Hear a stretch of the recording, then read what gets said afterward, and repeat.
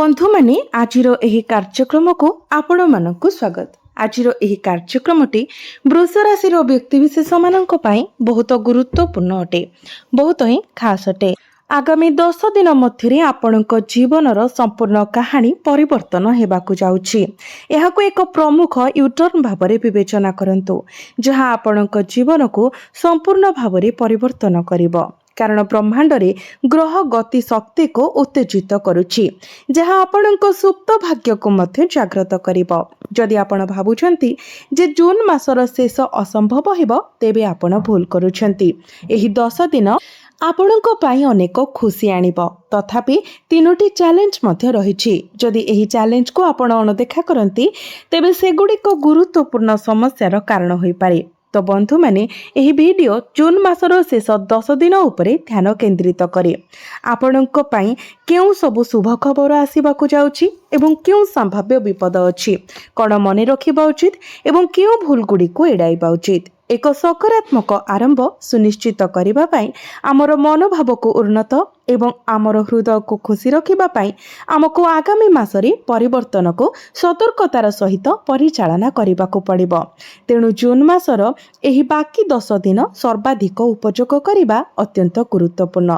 जदि आपण एपरि खर्च सहित संघर्ष करूछंती जहा बंद हेउ नाही, आपणक हातरू खसी जाउथबा टंका किंबा एपरि परिस्थिति जोठारे आपण कठिन परिश्रम, आपणकर समर्पण एवं आलस्य करिबा सत्वे आशा करा जाइथिबा पुरस्कार प्रदान करू नाही, तेबे भिडियोटी आपणकर उत्तर एवं मार्गदर्शन प्रदान करिवो।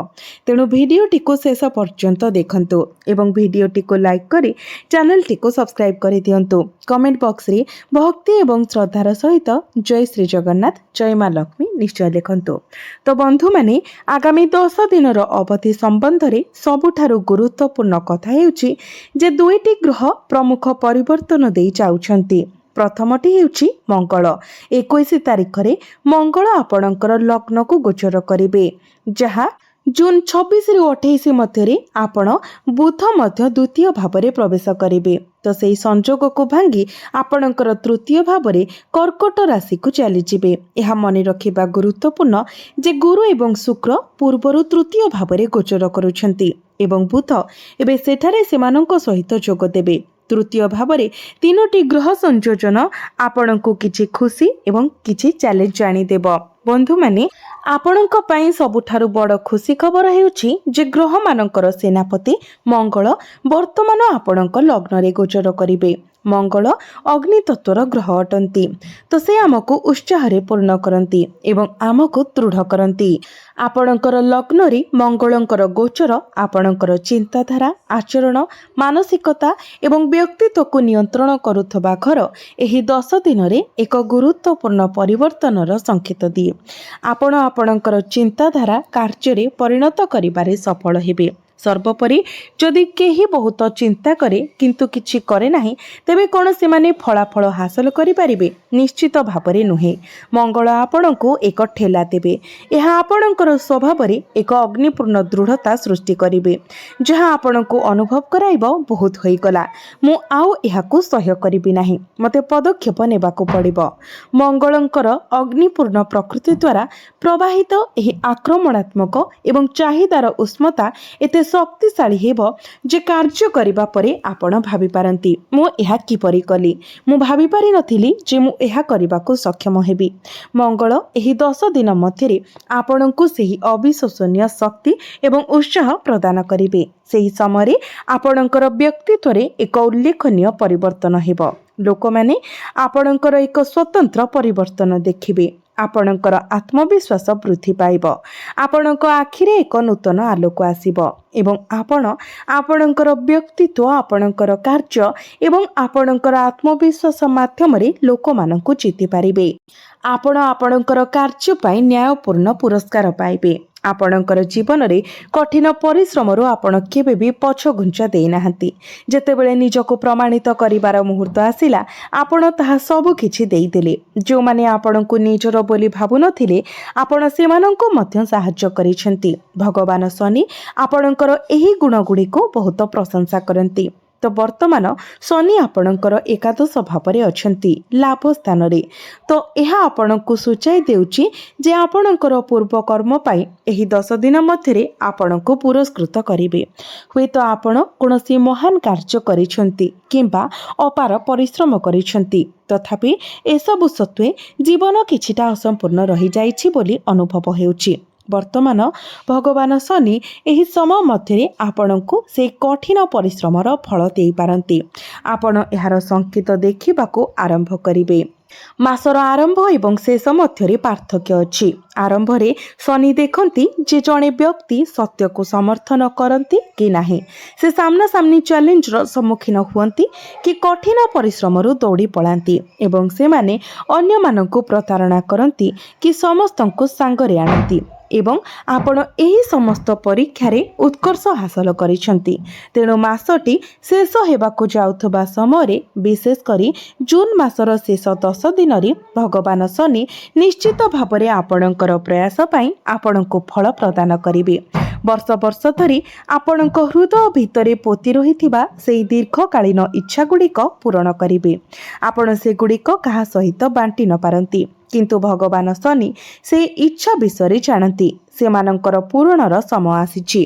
प्रकृत रे जेतेबेले आपण नूतन मासरे प्रवेश करिवे से इच्छा गुड़िकर साकार हिब।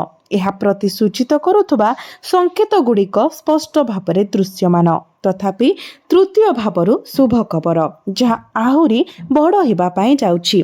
आगामी 10 दिन मध्य 3टी ग्रह गुरु शुक्र एवं बुधंकर एक महान संयोग घटिबाकू जाउछि। एक शक्तिशाली संयोजन केउ आनंद एवं शुभ खबर आनिब। आमे कोन कहिबाकू चाहुछु ताहा ध्यान सहित सुनंतु एवं जदि आपण एपर्यंत भिडियोटी को लाइक करि नाहंती तेबे भिडियोटी को लाइक करि दियंतु। बंधु माने जो माने आपण को अणदेखा करूछंती से माने दिने आपण को सफलतार उदाहरण भाବରେ उपस्थापन करिवे। तृतीय भाବରେ एही तीनोटी ग्रहर संयोग स्पष्ट भाବରେ सूचाई दिए जे आपणक भितरे एक निया प्रज्वलित हेबाकू जाउछि, कारण यह हेउछि साहस एवं पराक्रमर भाव। एक दीप विषय चिंता करंतु, जदि यह लिभि जाए एवं तापरे पुनर्बार प्रज्वलित हुए तेबे यह प्रबल पवन एवं झड़र सम्मुखीन हुए। यह विलुप्त हेबार द्वार रे झुंटी पड़ी पारे एवं टली पड़ी पारे, तथापि यह दृढ़ भावरे ठिया हुए, कारण यहाकू साहस दिया जायथिला। यह भितरे एक निया प्रज्वलित होइथिला, जदियो यह शेष रे एकाकी चैलेंज रो सम्मुखीन हुए। आपण मध्य वर्तमान सेही दीप परि अछंती। आपणक भितरर ज्वाला मलिन होई जाइछि एवं किछि महान हासिल करिबार प्रेरणा किंबा चाप लोभ पाई जाइथिबा परि मने हेउछि, किंतु आमे आपणक भितरे से प्रेरणा को पुनः जीवित करिबा पई एठारे अछु।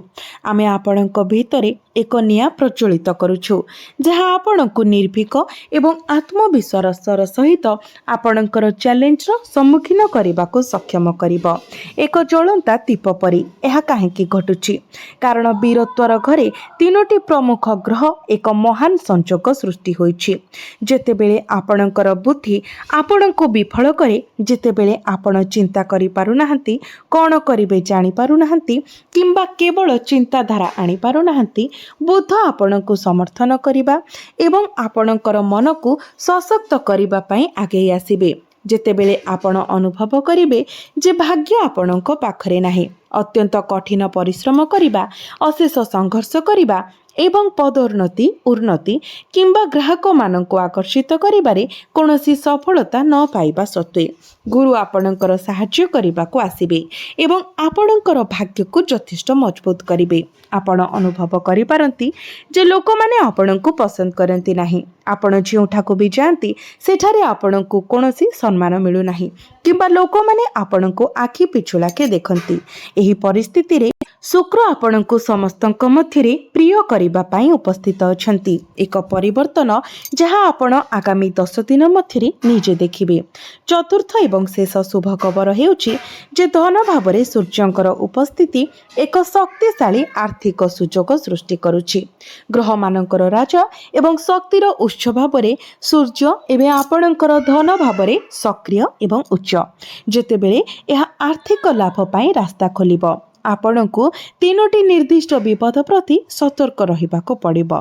अदृश्य चैलेंज गुड़िक सृष्टि हेबाकु जाउछि जहा आपणकु हैरान करबाकु यथासंभव चेष्टा करिब। आपणकु केवल सतर्क एवं गंभीर रहिबाकु पड़िब। बंधु माने आपणकर क्यारियर भाबरे राहुंकर उपस्थिति आपणकु विभ्रांतिर सम्मुखीन हेबार संभावना अछि। धरा जाऊ आपण एक प्रतियोगितामूलक परीक्षा पाई प्रस्तुत हेबार लक्ष्य रखिछंती। एक सरकारी पदवी सुरक्षित करबाकू स्थिर करिछंती। एही समय राहु आपणकु 5,000 किंबा 10,000 दरमारे चाकरी पाई एक प्रस्ताव देई पारंती। आपणक मन हुए तो एही मुहूर्त पाई आपणकर मुख्य लक्ष्य को पासरी देबारे परामर्श देई पारे। भाबी जे प्रथमे मते किछि टंका रोजगार करबाकू दियो, यह एक भल सुजोग एवं मु टंका को खसी जीवाकू देबी नाही। आपण निश्चित भाबरे सेही काम हाथ को नहीं पारंती, किंतु आपण पूर्वरु जो ध्यान केंद्रित करिसेंती ताहा परित्याग करंतु नाही। राहु आपणको भूल बाटरे नहीं जीवाकू चेष्टा करिवे।